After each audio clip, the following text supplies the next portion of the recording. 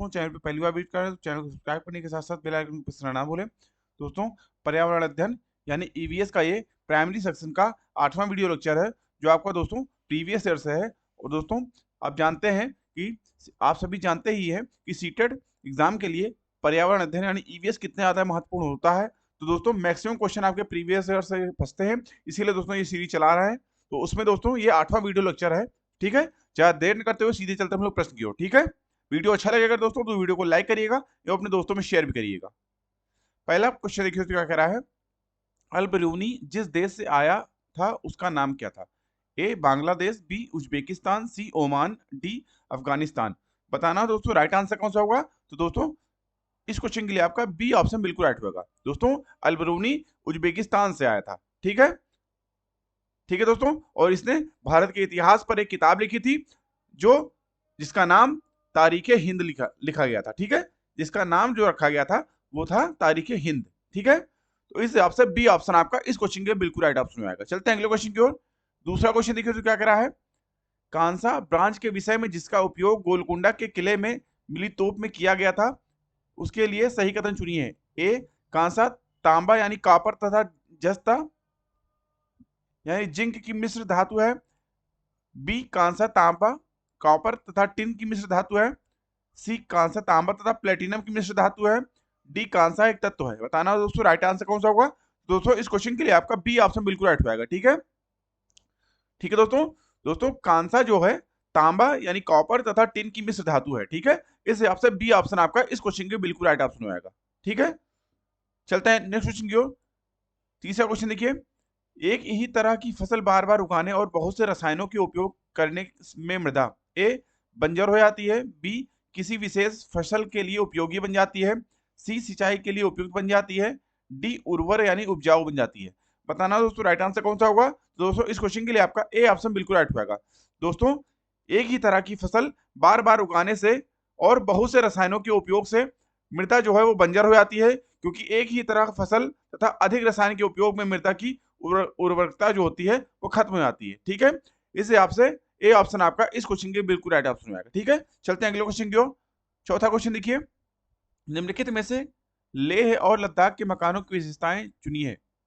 ए यानी पहला पेड़ के तनों से बनी लकड़ी के ढालू छतें, दूसरा निचली मंजिल में कोई खिड़की नहीं, तीसरा पत्थर मिट्टी तथा चूने से बनी मोटी दीवारें, चौथा लकड़ी के फर्श। ए दूसरा तीसरा चौथा, बी तीसरा चौथा पहला, सी पहला दूसरा चौथा, डी पहला दूसरा तीसरा। बताना दोस्तों राइट आंसर कौन सा होगा। तो दोस्तों इस क्वेश्चन के लिए आपका ए ऑप्शन बिल्कुल राइट होगा। ठीक है, दूसरा तीसरा चौथा, दूसरा तीसरा चौथा यानी निचली मंजिल जो है उनमें कोई खिड़की नहीं होती है, पत्थर मिट्टी और चूने से बनी मोटी दीवारें इनकी होती हैं और लकड़ी के फर्श इसमें होते हैं। ठीक है, इस हिसाब से ए ऑप्शन आपका इस क्वेश्चन के लिए बिल्कुल राइट ऑप्शन होगा। चलते हैं अगले क्वेश्चन की ओर। पांचवा क्वेश्चन देखिए।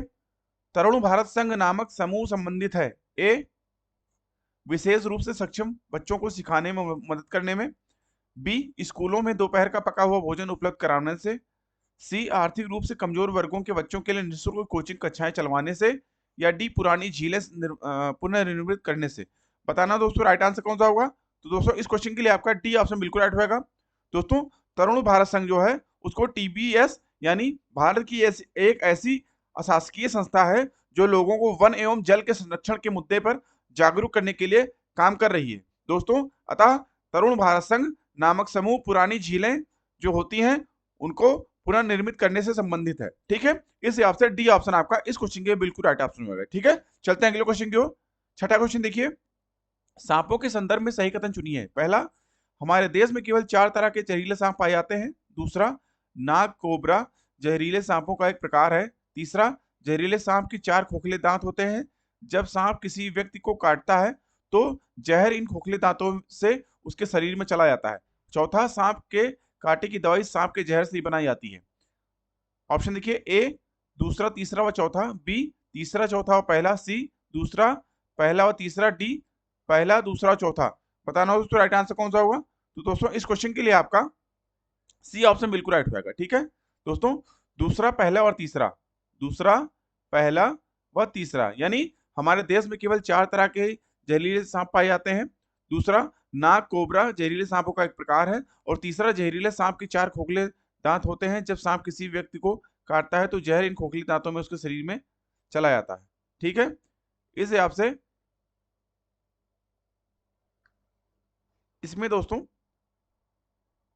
पहला, दूसरा और चौथा, इसमें दोस्तों पहला, दूसरा और चौथा आपका सही होगा। ठीक है, इसमें आपका पहला, दूसरा और चौथा सही होगा, क्योंकि दोस्तों नाग कोबरा जहरीले सांपों का एक प्रकार है, ये सही है। हमारे देश में केवल 4 तरह का सांप है, ये भी सही है। और इसमें दोस्तों जहरीले सांपों की 4 खोखले दांत होते हैं, ये गलत है दोस्तों। खोखले दांत 2 होते हैं, ये ठीक है। इस हिसाब से डी ऑप्शन बिल्कुल राइट होगा इस क्वेश्चन के लिए। ठीक है, सी गलत हो जाएगा दोस्तों, सॉरी, डी ऑप्शन बिल्कुल राइट होगा, पहला, दूसरा और चौथा। ठीक है, सांप के कांटे की दवाई सांप के जहर से ही बनाई जाती है। ठीक है, तो डी ऑप्शन आपका इस क्वेश्चन के बिल्कुल राइट होगा। चलते हैं अगले क्वेश्चन की ओर। 7वां क्वेश्चन देखिए क्या कह रहा है, निम्नलिखित में से पेट्रोलियम से सभी अभिलक्षण चुनिए। ए, बदबूदार पतला पीला द्रव, बी, अच्छी गंध का पतला नीला रंगीन द्रव, सी, बिना गंध का गाढ़ा तथा गहरे रंग का तरल, या डी, बदबूदार गाढ़ा गहरे रंग का तेल। बताना दोस्तों राइट आंसर कौन सा होगा। तो दोस्तों इस क्वेश्चन के लिए आपका डी ऑप्शन बिल्कुल राइट होगा।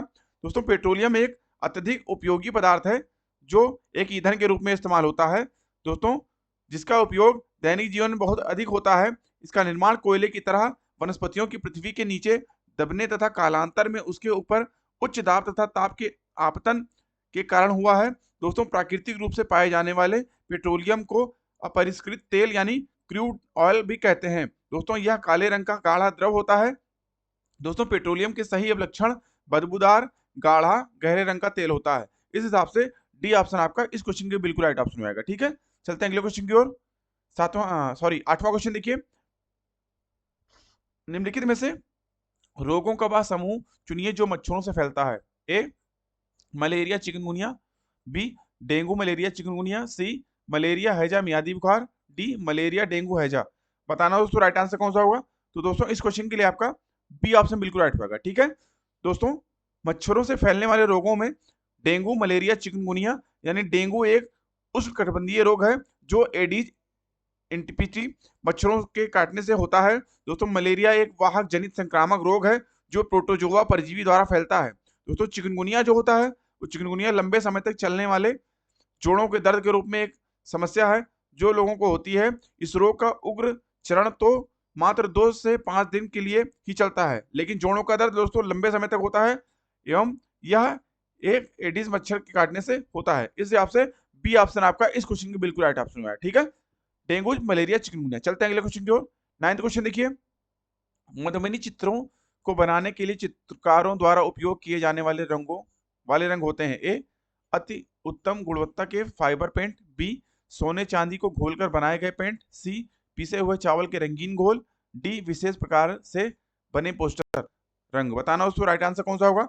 तो दोस्तों इस क्वेश्चन के लिए आपका सी ऑप्शन बिल्कुल राइट होगा। ठीक है, दोस्तों मधुबनी चित्रों को बनाने के लिए पिसे हुए चावल के रंगीन घोल का इस्तेमाल किया जाता है। इस हिसाब से सी ऑप्शन बिल्कुल राइट होगा इस क्वेश्चन के लिए। दोस्तों मधुबनी चित्रकला में यह मिथिलांचल यानी बिहार से संबंधित है। दोस्तों यह बिहार के दरभंगा, मधुबनी एवं नेपाल के कुछ क्षेत्रों की प्रमुख चित्रकला है।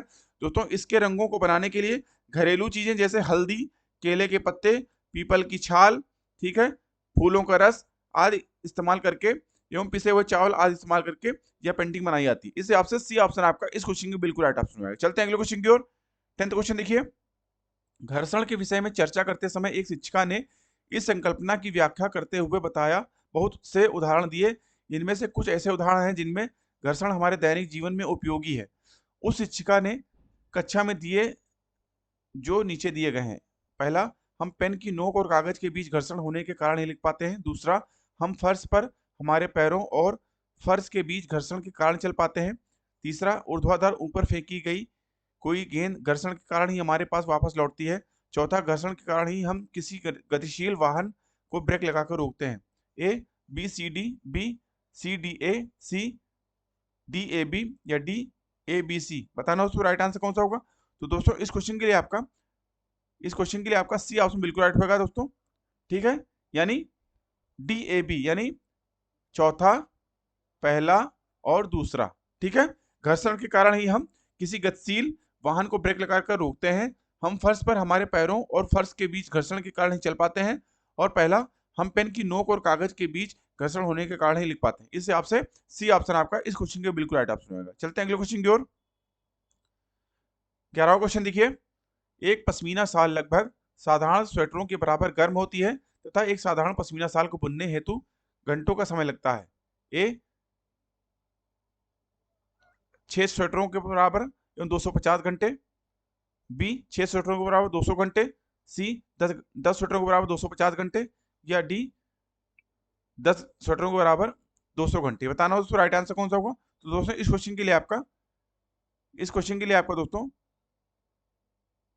डी ऑप्शन बिल्कुल राइट होगा। ठीक है दोस्तों, इस क्वेश्चन के लिए आपका डी ऑप्शन बिल्कुल राइट होगा। एक पश्मीना शाल लगभग 10 साधारण स्वेटरों के बराबर गर्म होता है और तथा इस स्वेटर को बुनने में लगभग, दोस्तों इस क्वेश्चन के लिए आपका ए ऑप्शन बिल्कुल राइट होगा। ठीक है, 10 नहीं होगा, यहाँ पे ये होगा। दोस्तों ये आपका 6 स्वेटरों के बराबर होता है, इसमें गर्मी एवं 250 घंटे लगते हैं। ठीक है, ठीक है दोस्तों, इस हिसाब से ए ऑप्शन आपका इस क्वेश्चन के बिल्कुल राइट ऑप्शन होगा। चलते हैं अगले क्वेश्चन की ओर। 12वां क्वेश्चन देखिए क्या कह रहा है। नेफेंथिस एक ऐसा पौधा है जो मेंढकों, कीड़े मकोड़ों और चूहे जैसे छोटे जीवों को अपने अंदर फांस कर खा जाता है। हमारे देश में वह पौधा पाया जाता है। ए मेघालय में, बी असम में, सी ओडिशा में, डी अरुणाचल प्रदेश में।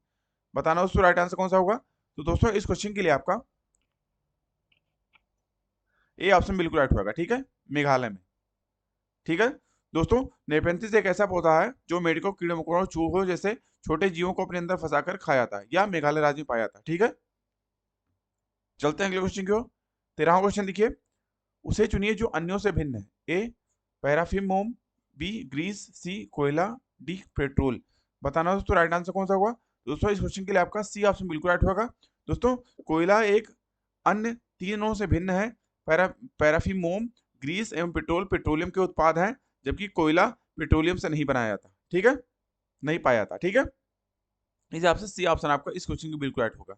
चलते हैं अगले क्वेश्चन की ओर। और दोस्तों ये वीडियो लेक्चर का लास्ट क्वेश्चन है। बिहार के गांवों में बहुत से किसान अतिरिक्त धन कमाने के लिए मधुमक्खी पालन करके शहद एकत्रित करने का कार्य करते हैं। मधुमक्खी पालन शुरू करने का सबसे अच्छा समय। ए अप्रैल से जून, बी जुलाई से सितंबर, सी अक्टूबर से दिसंबर, डी जनवरी से मार्च।